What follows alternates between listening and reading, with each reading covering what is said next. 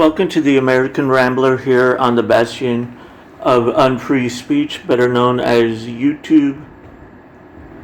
So today we are celebrating Florida Day, one of the two independent states, free republic, that is not controlled by the fascist government of the U.S. President DeSantis continues to run Florida as absentee, counter to the wishes of the capital. Okay, so what can you do on Florida Day? Okay, well, let's start with the food. Florida is a cosmopolitan state that has people coming from many places, but Tampa and Miami are known for Cubans, and there has been some brewing going back and forth on what an authentic Cuban is, but it was settled a few years back. I think in 2016, Tampa is the founder of the Cuban sandwich. Now, a lot of people have been posting these authentic Cuban sandwiches recipes, especially on YouTube. I will give you a proper recipe link below. A Cuban sandwich consists of Cuban bread, which is like a hardened bread, mustard, pickles, a white cheese, pepper, pulled pork, ham, and this is a must-have, salami. If it does not contain salami, it is just an ordinary sandwich. And no, you don't add mayonnaise or tomato or any other vegetable other than pickles. Okay, this is a authentic Cuban sandwich. Now we also have Greek, especially in Tarpon Springs. Okay, and they had the gyro, but the gyro was invented in New York, so it's not really considered a Florida delicacy, even though you can find it easy enough. And of course, you also have the traditional Mexican restaurants, and you have many other varieties. Okay. All right. Now let's go on to music. Okay. I know this seems a little weird, listening to Sweet Home Alabama when you are celebrating Florida. Well, one of the reasons for listening to Sweet Home Alabama is because of the rock band Lynyrd Skynyrd. Now, there is some controversy about the lines in Lynyrd Skynyrd and the fact that they would play in front of a Confederate flag. Well, Florida doesn't really use a Confederate flag. And yes, some people are complaining that the X is a Confederate flag. I consider it more because of the pirate history and Tampa's Gaspar crew and their fictional pirate Jose Gaspar, who fictionally invaded Tampa Bay, and the mayor surrenders the city to the crew, and it does a whole bunch of fundraising for different charities in the Tampa area. So, but if you really want to know the meaning of the Sweet Home Alabama, I strongly suggest you go visit the professor of rock. He's going to explain to you the meaning. He does a much better job of that. And what other bands or singers have come out of Florida? Let me get those for you. Okay, Ray Charles is an adopted son of Florida. He grew up in Greenville, Florida. Okay, another one, of course, is Tom Petty. Coming from Gainesville, he saw Elvis Presley play and knew he wanted to be in the band. Of course, the famous Sam and Dave, soul R&B duo Sam Moore and Dave Prater, 1961 through 81. But Moore was born in Florida, growing up in Miami. Prater coming down from Georgia. Okay, and of course, come on, Jim Morrison. Of course, so listening to the Doors. So you can listen to the Doors, Leonard Skinner, Sam and Dave today. Those are all good. Ray Charles. Okay, let's see. I know you say, oh, Paul, you forgot Gloria Estefan. Well, I'm not too big fan of Gloria Estefan. Okay, so I find it funny though, Vanilla Ice is mentioned here. And of course the Allman Brothers, but come on. One of those idiots married Cher.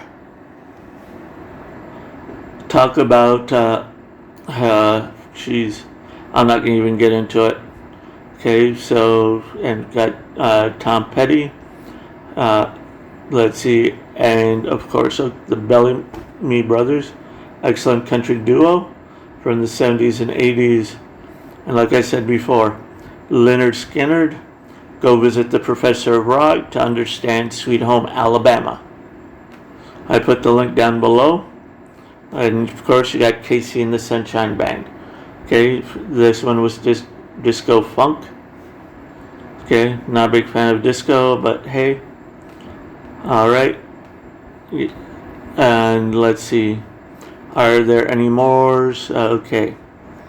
No, well, there are some rappers and stuff, but I just don't really get into the gangster rap. Okay. You know, I don't want to highlight criminal musicians. Okay, so here are some movies that you can watch that were filmed in Florida. Of course, one of the best and all-time greatest, Caddyshack. So, one of the most hilarious movies ever made is Harold Ramis Slobs vs. Snobs, classic Caddyshack featuring killer comedic performances by Chevy Chase and Rodney Dangerfield. Now, this one, you know, it's like Ron Howard's first motion picture directing debut, I think. It was Cocoon, that was filmed in St. Petersburg. It's actually a rather interesting movie. Okay? And of course, Cool Hand Luke. Okay? Can anybody here tell me the often most quoted and misquoted line from Cool Hand Luke? Okay.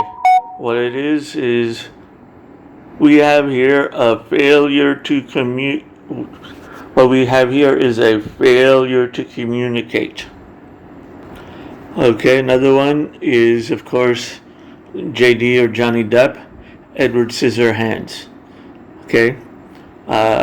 Little known, Pasco County served as a pastel-colored backdrop for this Tim Burton film about a scissor-handed outcast clad in all black.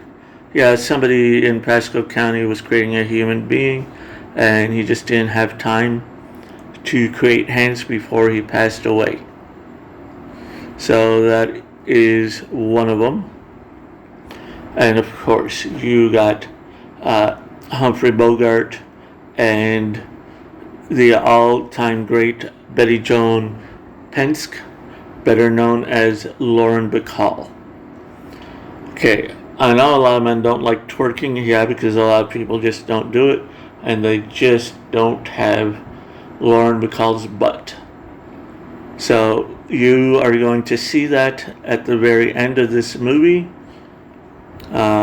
So here it's featuring exterior shots filmed in the Florida Keys. John Huston's film noir classic Key Largo finds Humphrey Bogart and Lauren Bacall's characters trapped in a hotel by gangsters. Edward G. Robinson plays a nefarious ringleader. which the very real threat of an encroaching hurricane. Claire Trevor, who plays an alcoholic singer, won the Oscar for Best Supporting Actress. Awesome job. Okay, and then here you got Scarface. Miami has never looked quite so eerily exotic or vicious as it does in Brian De Palma's ultra-violent gangster epic. So you got Al Pacino, but these days I am not a big fan of Al Pacino. And then you got The Truman Show. I'm also not a big fan because I really don't think Jim Carrey was funny.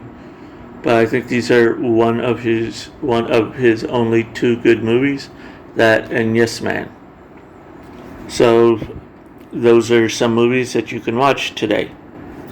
And of course, you got Elvis Presley's Follow That Dream, and I would also dub it as a MGTOW movie. Okay, now you have Robin Williams with The Birdcage, Miami, and Body Heat. You know, those things I'm just not too big on. You got The Greatest Show on Earth, not the Hugh Jackman one. This one was done by Cecil B. DeMille. This was filmed in Sarasota. I'm going to go, what about Beyond 3 Mile Reef or something like that, 12 Mile Reef? It's one of the worst movies I've ever seen. Sorry, I don't recommend it. You know, there was so much great scenery there that was just so missed. Okay? So, what you can do today is while you're watching the movies, listen to some Leonard Skinner, Jimmy Buffett, Sam and Dave, and watching Follow That Dream, and Key Largo is a double feature. You can grab your authentic Cuban sandwich. Remember, it must include salami. Wash it down with some orange juice and maybe some Hidden Springs Pale Ale. And then top off dessert with a key lime pie. And don't forget, Florida, you're never more than 90 miles away from a beach. And then also, you have those country girls. Okay, enjoy. This has been the American Rambler on the Bastion of Unfree Speech, better known as YouTube.